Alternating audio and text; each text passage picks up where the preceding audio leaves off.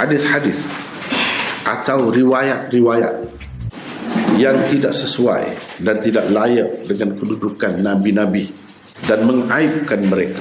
Yang tidak sesuai dengan kedudukannya itu, misalnya dikatakan mereka itu macam malaikat. Kejadiannya bukan daripada tanah tapi daripada nur misalnya.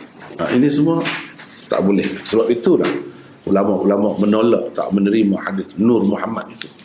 Kejadiannya daripada nur. Tak boleh diterima. Kemudian kalau mengaibkan mereka pun tak boleh juga. Merendah-rendahkan mereka. Jadi tak sesuai. Orang biasa pun tak ada macam tu. Tiba-tiba dia pula begitu. Minum arak kalau Nabi pernah mabuk. Ada mana-mana Nabi lah mabuk. Itu tak boleh. Tak sesuai dan tidak layak dengan kedudukan Nabi-Nabi itu. Pernah syirik. Macam dulu dalam usul 2 dulu. Dan mengaibkan mereka. Jadi tidak sesuai, tidak layak tu mungkin lebih kurang. Kalau mengaibkan, bahkan mengaibkan, jadi teruk sangat, cacat sangat nampak, hina sangat nampak Nabi-Nabi itu. Itu tak boleh. Tak boleh.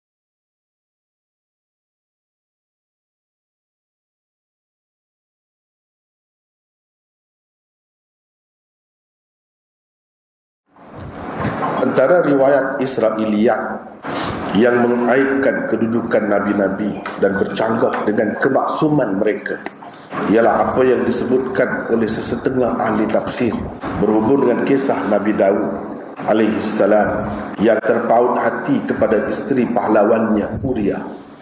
Dalam mentafsirkan ayat 21 hingga 25 dalam surah Sad, Ibnu Jarir, Tabari, Ibnu Abi Hatim, Baghawi, Suyuti dan lain-lain telah mengemukakan beberapa riwayat yang langsung tidak masuk akal dan tidak juga ada nukilan yang sahih. Sebenarnya ada beberapa versi yang berbeza-beza tentang kaitan riwayat-riwayat tersebut dengan firman Allah ayat 21 hingga 25 dalam surah Sad. Tengah dia bersemayang tu nampak burung tu. Bila dia nampak burung, dia berhenti semayang. Lalu dia pergi nak tangkap burung. Ini keadaan yang kalau kita tengok, kalau kita nilai, tak boleh, tak sesuai dengan seorang Nabi. Seorang Nabi kerana benda dunia tiba-tiba duduk semayang, tinggal semayang. Ini benda tak masuk akal. Tiba-tiba burung itu terjatuh. Dia pergi untuk melihat ke mana jatuhnya. Pada ketika itu beliau ternampak seorang perempuan yang sedang mandi bersuci di kolamnya. Bila perempuan itu terperasan ada orang melihatnya, terus dia membuka rambutnya dan menutupi seluruh tubuhnya. Maknanya dia mandi itu telanjang.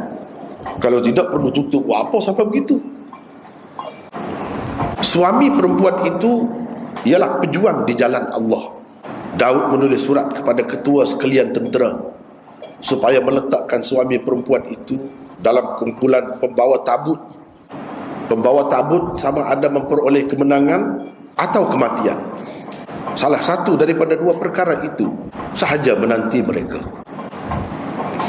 Jadi orang yang bawa tabut di hadapan tu, orang yang duduk di baris hadapan, dia tak boleh balik.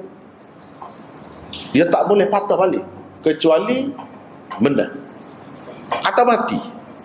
Jadi dia perintahkan, Daud diperintahkan panglima agung dia supaya meletakkan Uriah tadi dalam pasukan yang bawa tabut. Kira-kiranya dia nak bagi matilah. Bagi mati. Itu tujuan dia. Sebab kalau tak mati macam mana dia nak? Dia sudah jatuh hati kepada isteri dia. Jadi dia terpaksa buat begini. Suami si perempuan tadi diletakkan dalam kumpulan pembawa tabut dan akhirnya dia terbunuh. Matilah dia. Setelah habis iddah isterinya, dia dilamar oleh Daud. Kesalahan dia terletak pada membunuh orang. Adakah Nabi ni merancang sesuatu helah, menyusun sesuatu helah untuk mematikan seseorang pengikut dia? Ini tak masuk akal. Dari segi usul dirayah tak boleh terima. Tak payah cakap pasal sanad apa, tak payah. Tengok dari segi mana dia saja, pengajaran dia. Betul ke seorang Nabi macam ni? Nak kepada seorang perempuan sampai begitu sekali? Tak kena tu. Pengarang Ad-Durrul Mansur menyebutkan bahawa Hakim At-Tirmidzi di dalam Nawadirul Usul, Ibnu Jarir dan Ibnu Abi Hatim di dalam tafsir mereka masing-masing dengan sanad dhaif telah meriwayatkan daripada Anas radhiyallahu anhu, katanya, saya telah mendengar Rasulullah sallallahu alaihi wasallam bersabda, sesungguhnya Daud bila terpandang kepada perempuan berkenaan meletakkan suaminya dalam satu pasukan yang berada di hadapan tamu. Itu kata dia. Ini kononnya Nabi cerita lah. Orang-orang yang membawa tamu pada masa itu tidak akan pulang tanpa mendapat kemenangan atau terbunuh. Balik saja tu tidak. Sama ada pulang bawa kemenangan atau mati. Ini sifat orang yang berada pada kedudukan paling hadapan, di hadapan tamu. Suami perempuan itu akhirnya terbunuh dan Daud mengahwini isterinya. Mana selepas terbunuh dia kahwin. Maka turun 2 orang malaikat kepada Daud, menyebabkan Daud insaf, lalu bersujud selama 40 malam. 40 malam dia sujud. Sujud macam kita fikir, sujud 40 malam ni macam mana? Tak akak-akak kepala tu. 3 hari tak makan macam mana dah? Inilah dongeng, dongeng. Sehingga tumbuhan yang menjalar naik ke kepalanya disebabkan terlalu banyak air matanya yang menyirami bumi. Jadi bukan air hujan yang menyirami bumi, air mata dia tu menyirami bumi tu sampai naik tumbuh-tumbuhan sampai menutup kepala dia tu. Kan? Dongeng. Macam tu. Jadi ini dikaitkan dengan Nabi.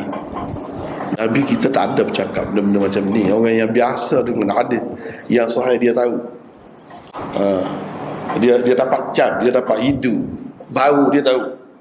Bukan macam ni cara bahasa Nabi, cara dia cerita. Nabi kita cukup bijaksana.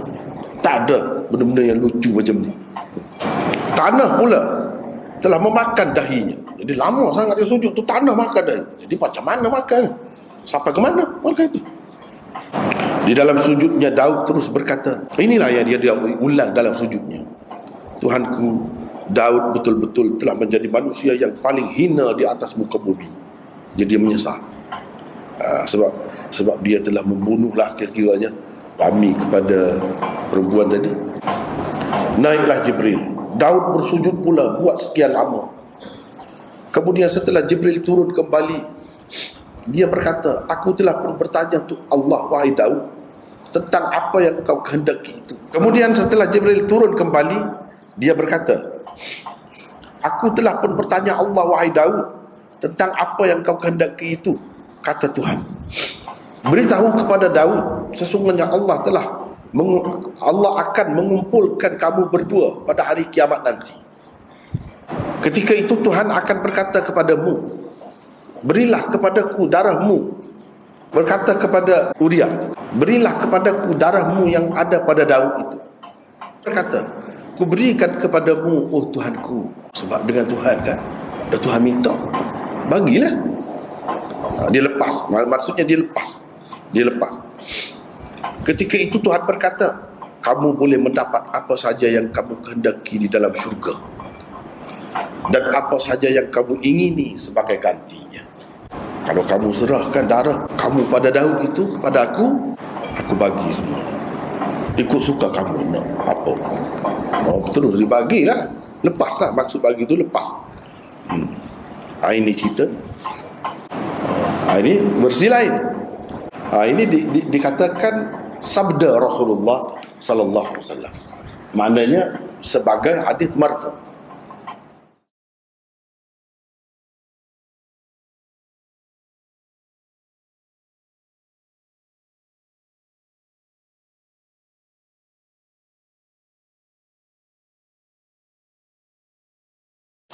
Antara alasan kukuh yang mendorong para ulama mendhaif, malah memaudhu'kan riwayat-riwayat Israiliyat tersebut, ialah kerana ia mengandungi usul dirayat, iaitu hadis-hadis atau riwayat-riwayat yang tidak sesuai dan tidak layak dengan kedudukan nabi-nabi dan mengaibkan mereka, mestilah ditolak.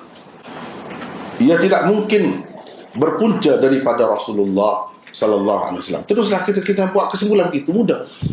Orang biasa pun, orang awam pun, kalau dia tidak tahu tentang perawi-perawi, tidak tahu tentang ilmu usul hadis pun, tengok kandungan dia. Kalau ada unsur-unsur itu, cukup. Tolak terus. Tak payah cakap banyak. Kalau dikaji, diselidik pun ke situ juga begini. Kena tolak juga. Jadi untuk orang biasa ini satu panduan yang mudah sebenarnya. Satu panduan yang mudah. Tentu sekali merancang membunuh seseorang Muslim semata-mata untuk berkahwin dengan isterinya tidak layak dengan kedudukan seorang Nabi. Ini tidak layak, tak sesuai. Inilah pegangan kita, kerana ia bercanggah dengan usul dirayat.